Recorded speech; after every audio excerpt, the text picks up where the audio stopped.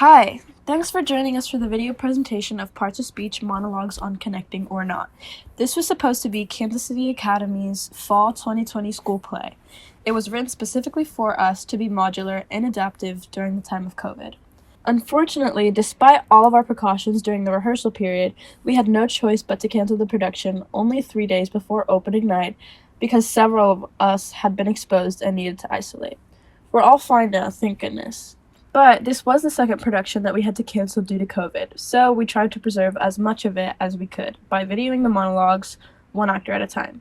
If you would like to donate to KCA Theater Department, please go to our website at www.kcacademy.org/donate. Then you can select theater from the drop-down menu. All donations will fund future productions at KCA. Costumes, props, sets, paint, purchasing the production rights, all this kind of stuff that's necessary to keep the program going. Thanks for joining us today. Your support and enthusiasm means everything to us.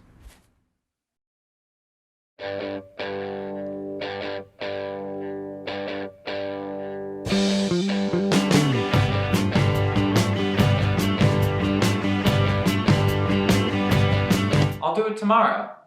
I'll always do it tomorrow. And then tomorrow I'll say, I'll do it tomorrow.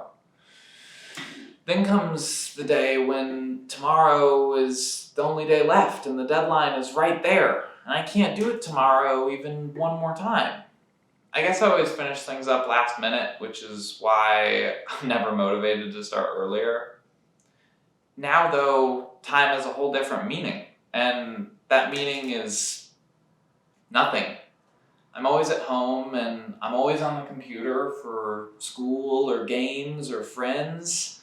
So time has no meaning at all. I don't even have to say I'll do it tomorrow because tomorrow is some kind of blobby vapor cloud that still won't change anything. Even when we're right in the middle of it. We'll all be wiping time from our eyes like sleepy babies, and we'll read the news and we'll be shocked at how much time has passed and how much time we still have, and the world is still the world, and we'll be getting used to staying home and going out and being with people is only a fantasy. Like Groundhog Day. I'll go to bed, eventually, tonight, and in the morning, I'll wake up and everything will be exactly the same. The same alarm, same Cheerios, same feeding the dog, same chair, at the same dining room table, using the same computer, with the same class code. The only thing that ever changes is who's mad at me for being late.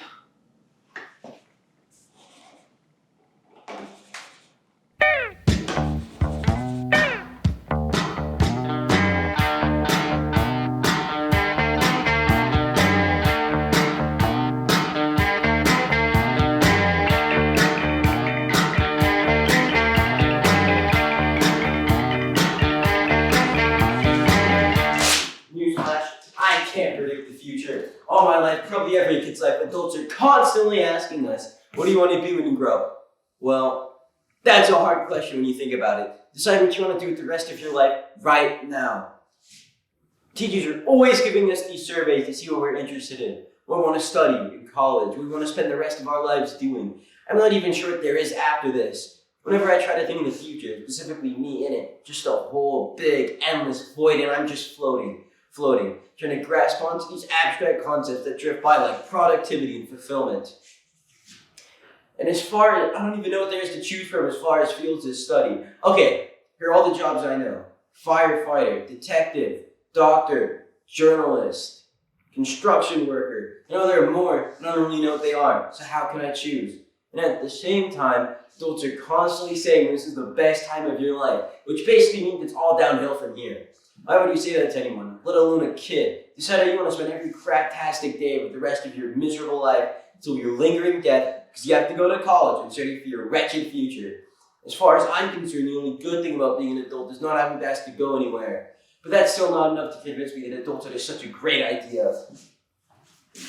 I wish people would listen to what they're saying to younger people these days, because the message we're receiving isn't very encouraging. My grandmother used to say if wishes were horses, I never knew what that meant, but she did vote a straight Republican ticket, so maybe she had dementia.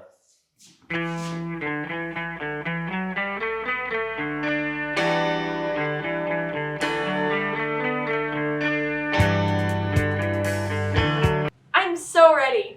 I want to start packing, but it's too early still, so I'm making a packing list. It helps me mentally prepare. But Megan is mad, and I don't understand that, because this is a great opportunity for me, and I would think she would be happy and excited.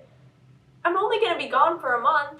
It's not like I'm going to find someone in a foreign country in just a month and leave her. I'll be way too busy for socializing anyway. Although I do want to meet people and go sightseeing. Otherwise, what's the point of visiting another culture at all? She has this abandonment thing. Maybe it's about her mom or something? I don't know, but it's really upsetting. I want this. I want to see the world, and I really want to go to college, and it'll help me get a scholarship. I can't wait to start packing, but every time I bring it up, she gets mad at me. So I can't really talk to her about it, even though she's my best friend.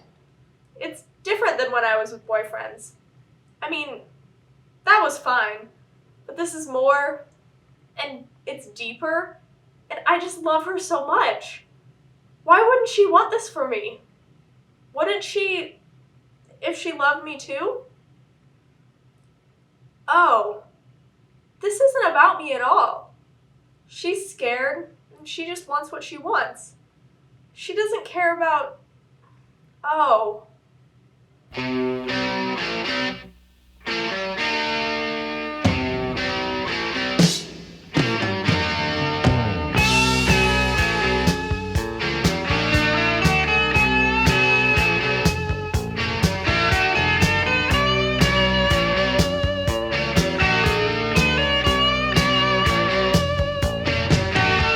They didn't get along.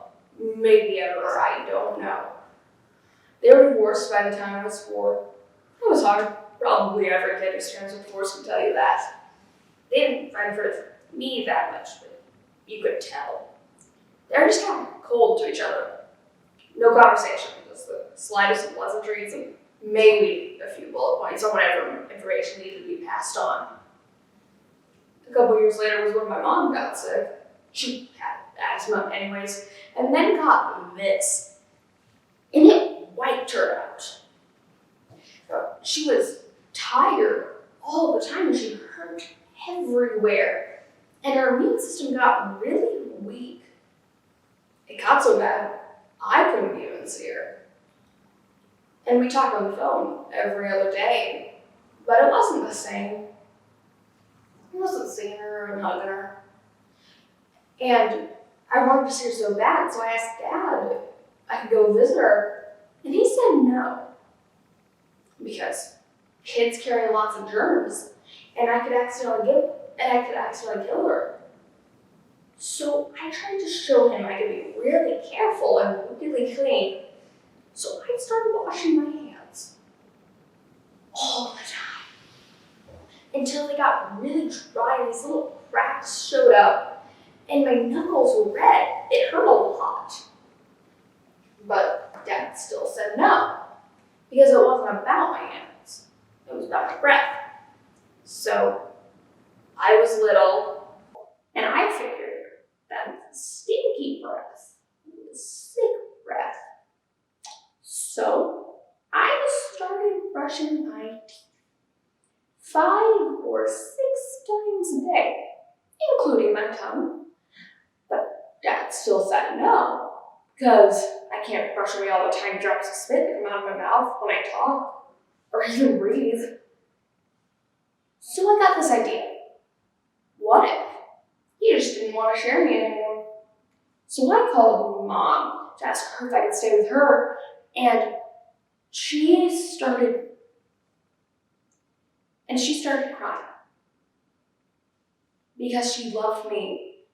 And she missed me, and she wanted to see me so bad. It was terrible to hear her cry, because it made breathing even harder. But she told me it wasn't me. She was sick and she loved me too much to risk passing it on to me. And even if I didn't speak and held my breath, she would still give it to me. I said, that's all right with me. We could be sick together, then we could be well together. And she said this sickness didn't work like that. That she was really contagious and she loved me too much to risk passing it on to me. She would get better. And worse again. And we would talk on the phone every day and video chat all the time. But it wasn't the same. I wasn't seeing her and hugging her. This went on for a long time. Maybe it wasn't that long, but it felt like it. But it felt so long that I don't even remember what happened the last time I was actually with her. I don't remember what we did or talked about or watched. I didn't know it would be the last time. I would have hugged her again.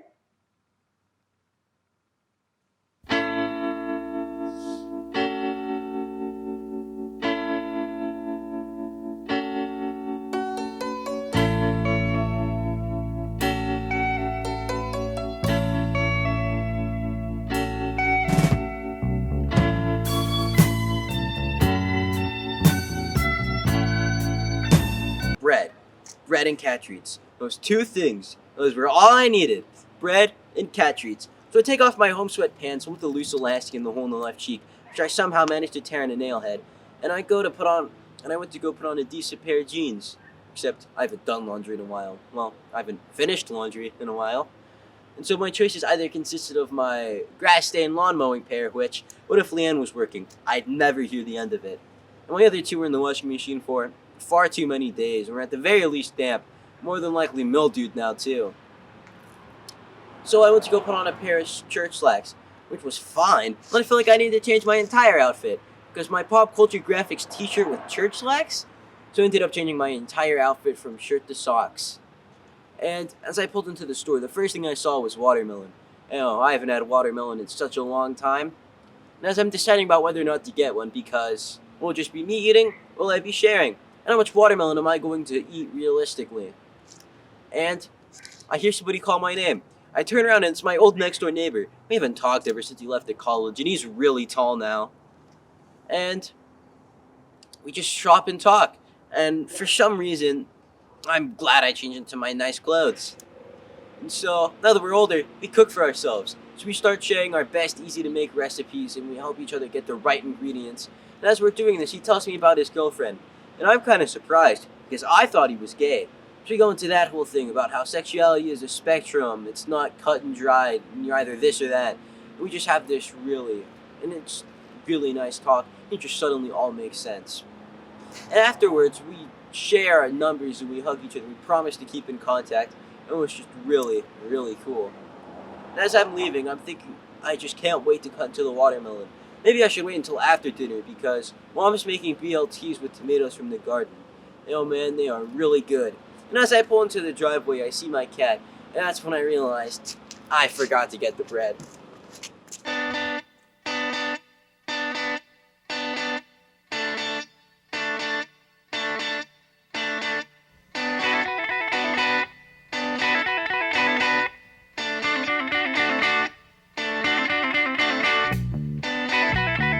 I'm pretty sure I saw him looking at me through the trees. My dad. You know, that spot by Sam's house before you get to the creek? He didn't say anything, so I didn't either. I wasn't scared or even surprised because it's not the first time I've seen him. I've seen him, on the other side of a line of cars or looking at me through a store window. It sounds creepy, like I should be scared, but I'm not. I just think it's pathetic. I don't know why he would follow me and spy on me, but never try to talk to me. It doesn't really seem like he's trying to hide. He doesn't run or turn his head away when he sees me looking at him. But every few weeks, he just sort of shows up. Maybe that's when he misses me. He was never an everyday dad. Maybe he thinks I miss him, That doesn't make sense either, because he didn't care before when he lived with us. By the time he actually left, we were just used to it. Nothing really changed at home. It got quieter, I guess. That's a good thing. That was a really good thing. He was just loud.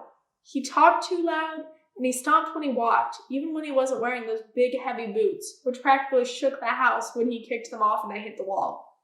The wall was covered in boot marks, but he kept doing it, even when Mom asked him to stop. In fact, he did it even more then, just to be a jerk about it. He needed to feel like he was in control of everything and everyone. That's all he cared about. He certainly didn't care about us. He just wanted to make it look like he did.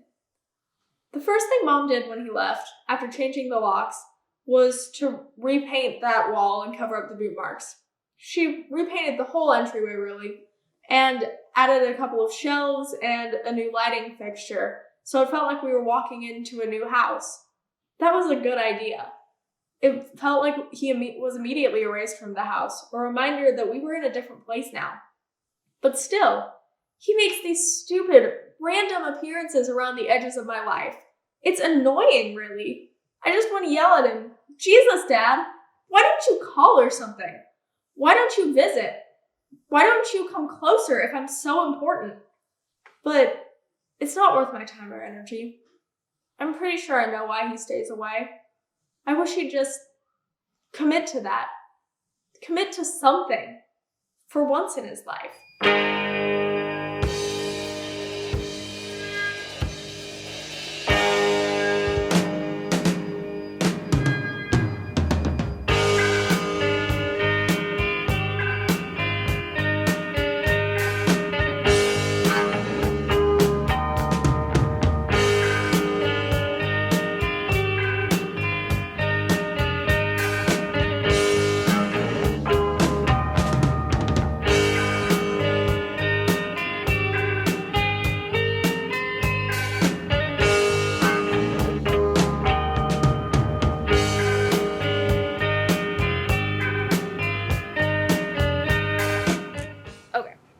There are very few things I'm sure of in this world, but the things I am sure of, I'm really sure of. For example, okay, follow me on this. It's like everyone is a sock. And me, I'm a 6-piece chicken nugget dinner with shrimp cocktail sauce. And I am wearing a leather studded belt low on my 6-piece chicken hips. And don't get me wrong, I look good. I rockin' that belt. But I'm no sock. I mean, not all socks suck or anything. They serve a purpose. They might even be kind or funny, smart, but they're still socks in a sock drawer. I do know some people who aren't socks. Reese. He's a cardigan with patches on the elbows. Rosa. She's a bow tie. A sequined bow tie. But some of the sequins, they're just paper thrown out of a hole punch. Now, Jake. Jake's a denim jacket, a beaten up denim jacket. With like anarchy symbols, and at some point Sid Vicious threw up all over it. So they're not socks, but they're still articles of clothing. They can live relatively comfortably in a sock drawer, but I can't. They get all nasty in there. Get all shriveled, moldy, leave grease spots on everybody I touch. Well, on the socks anyways. They can't handle us non-socks. Most socks appreciate, some socks at least, appreciate non-socks. Even if they don't fully understand us, most socks ignore non-socks. They just don't seem to understand why we even exist. A cardigan, or some underwear, or even a necklace might make some socks a little jealous.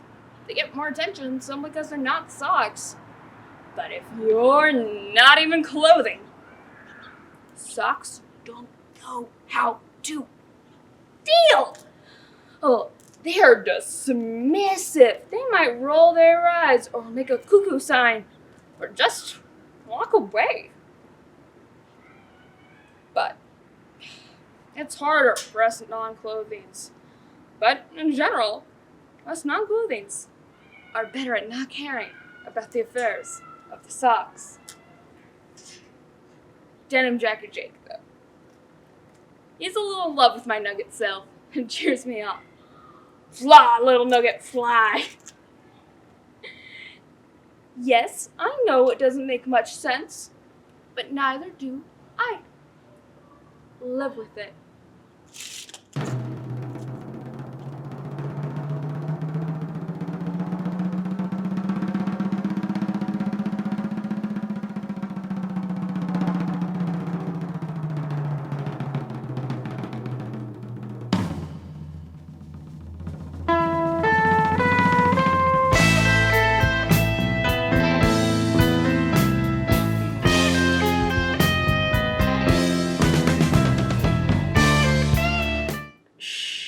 Shh.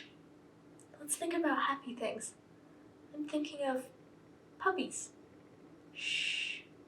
Lots of puppies crawling all over each other and me.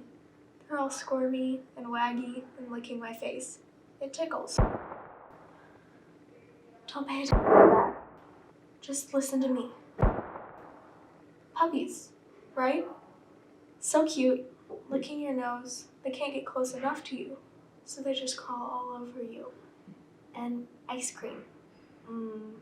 A hot fudge sundae with whipped cream and a cherry. 2 cherries. I'll share with you. No nuts, though. Is that okay with you? I don't like nuts. Do you like nuts on your sundae? It's okay. He's getting farther away. Okay? It's almost over. Tomorrow, we'll go get ice cream. My mom will drive us. She'll let us have all the ice cream we want. Ice cream until we get sick. Tomorrow will be a good day. Until the sick part. Shh, don't laugh. Save it. We'll laugh tomorrow. Tomorrow will be a good day to laugh. We'll play with puppies, and eat ice cream, and watch cartoons and stupid memes, and laugh until that's all that there is in the world. Everywhere. Just laughter. Everyone's laughing, and everyone's happy. No one will even want a gun, because no one's mad anymore. No one hates anymore. All there is puppy kisses, and cat videos, and rainbows, and hot fudge sundaes.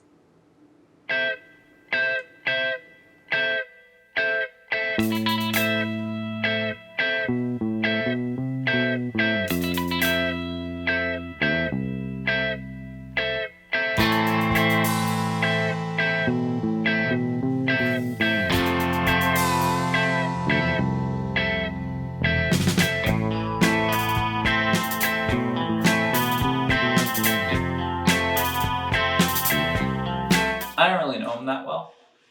My grandpa. He died when I was really little, and cancer had eaten up most of his brain by then anyway. When he died, though, they let me have a few coins from his collection. My favorite was this silver penny. I never seen anything like it before. Of course, it was obviously incredibly valuable. I was very, very careful with it. I hid it in a dresser drawer, and I put it in a special box so robbers wouldn't find it. Besides the fact that it was an honest treasure, it's one of the very few things I had of my grandfather's. Later, though, I found out that even though it looked really cool, it wasn't actually worth a fortune. It's not silver. It's mostly steel. Copper was needed to make bombs or whatever for World War II. So for a little while, they made pennies out of steel. Even the rarest ones now are only worth $5 or $6. But it started me checking every coin I could get my hands on. See, there are coins actually circulating out in the world that are worth way more than face value. Sometimes a coin will get stuck in the imprinter and get a second imprint that you can only see if you look really closely, but it's considered a mistake. And mistakes are rare to find. Sometimes a coin will get printed off center, if you can believe it, or there's a crack in the mold, so the coin is off in some way. That's how come there were pennies that were made with wavy steps at the Lincoln Memorial. But you have to pay attention, because it's these little tiny differences, these little flaws, that make a normally overlooked coin something valuable. People can walk around with a real fortune jangling around their pocket and not even know it. I pick up change in the street, I check under couch cushions, I inspect everything I get back when I pay the cashier. Coins are everywhere, so we don't even notice them. We get so used to them that we hardly even pay any attention to them. And we certainly don't notice the little things that make them unique. But it's those little flaws that make a coin interesting. And that's what makes it more valuable. Like you. Like me. Being the same as everyone else is okay, but it's nothing special. It's the differences that make us interesting. It's being different that make us each truly valuable.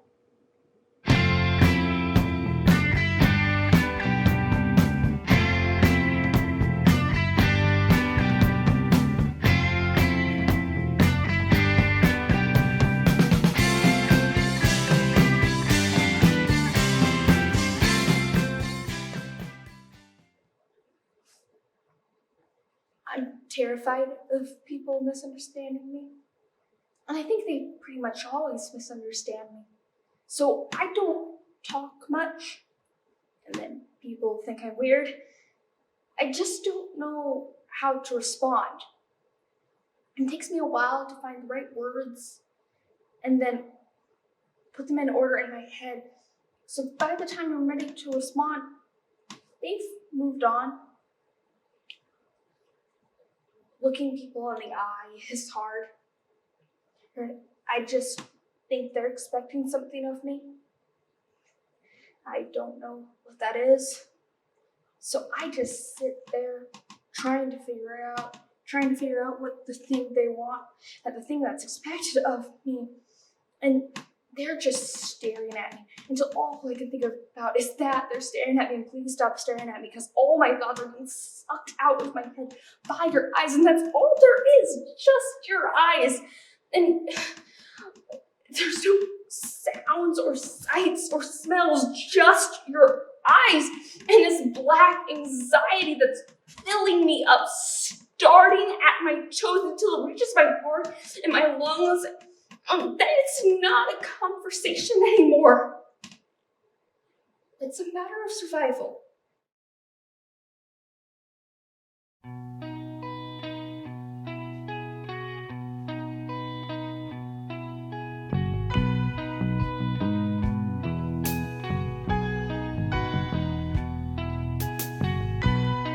I realized that my entire life was just a series of doing the same things the same way over and over.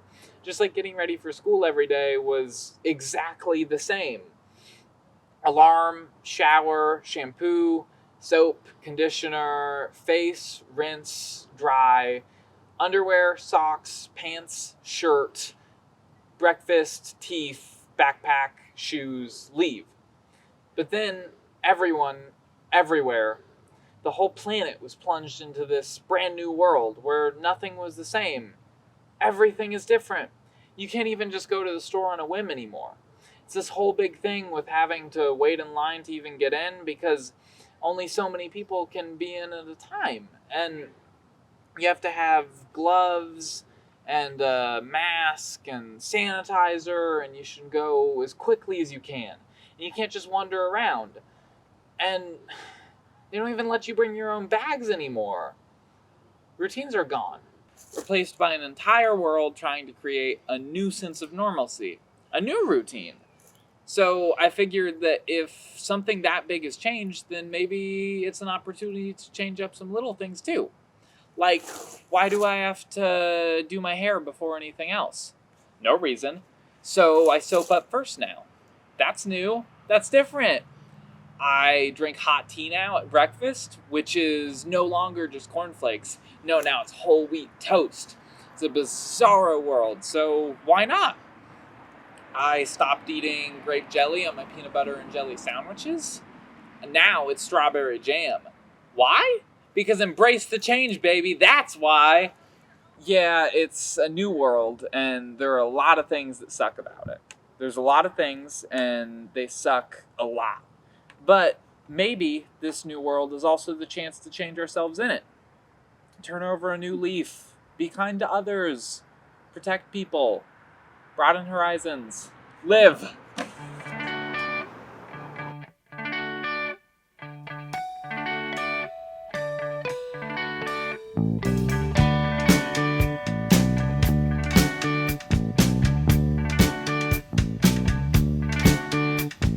Ducks, the clock, a whisper woke him up.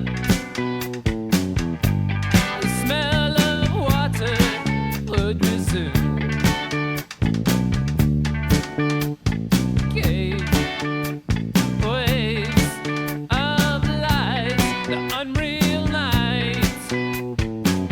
Is it lit up? It has a red blinking light. Then that means it's recording. Okay. Okay? Hi, world. I wish he'd just commit to that. Commit to something for once in his life. Cool. Don't look at me. Oh, sorry. I know I'm radiant. Okay. Don't look at me. I was waiting for you to say whenever you're ready. I'll say it and you can hear it without looking at me. Well, that is how ears work. True.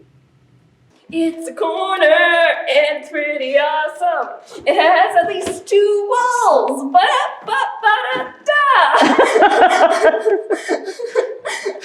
He tells me that sexuality is a spectrum. It's not cut and dried. You're one thing or another.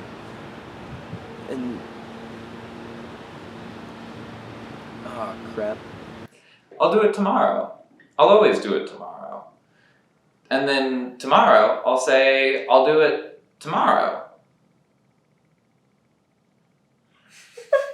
There comes the day when that time the line got me. Oh, I see. I just do that because I'm a weirdo and it feels good to get the chunk in that you forgot. Gotcha! I'll do it tomorrow. I'll always do it tomorrow. Tomorrow, I'll say I'll do it tomorrow. Ooh, but then... I'm gonna take a drink of water real quick.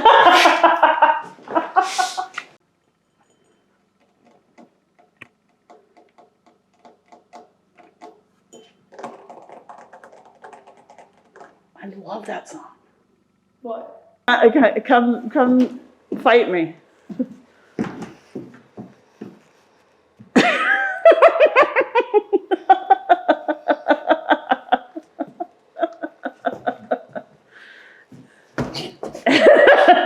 Dig dog. And as I pull into the driveway, the first thing I see is my cat. And that's when I remembered I forgot to get the bread. It's nice conversation. It's universal pain. You can understand. You can be like, how are you doing? And they're like, good, how are you doing? And I was like, good. I'm happy to be talking to you. How are you doing, COVID? Uh-huh. Yeah. Same.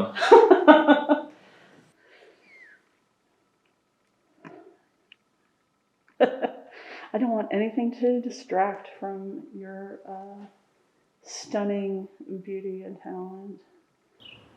Okay. Here, there's not a word. There's a lot of words in the human dialect. I just don't remember the order in a lot of them and which way they go. Get out of the car!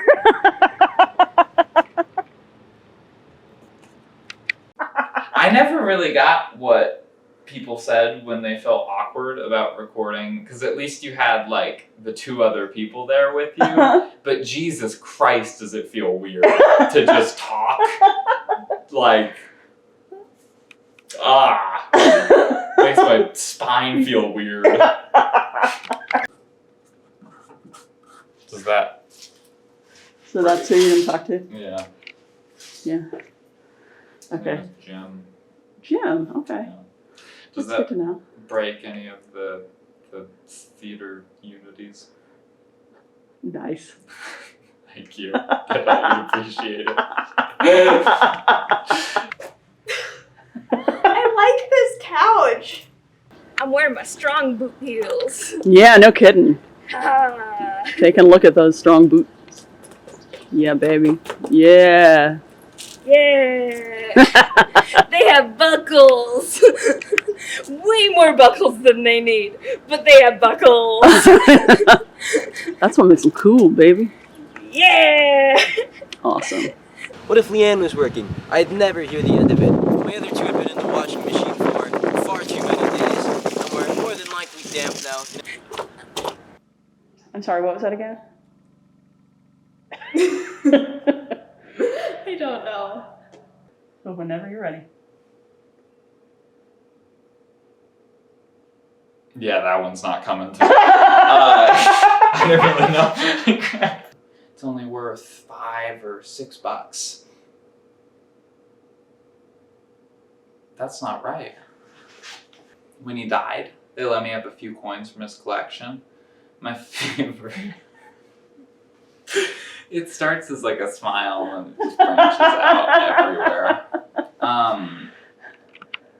It's a bizarre new world. It's new every time we do this, really. It's a bizarre new world, so why not?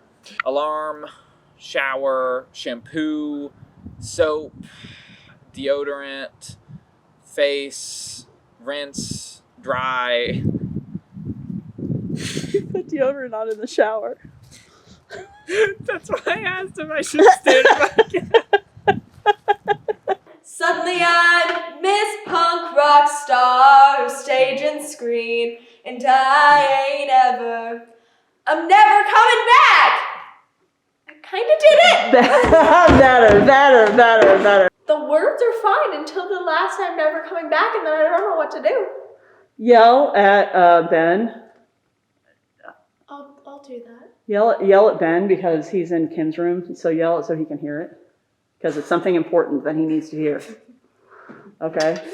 It's something important he needs to hear after the next year I do singers. He has to hear it. Oh, God. Okay! Okay. I have faith in you. I have faith in myself, too, Excellent. I think. How do you like them egg rolls, Mr. Goldstone?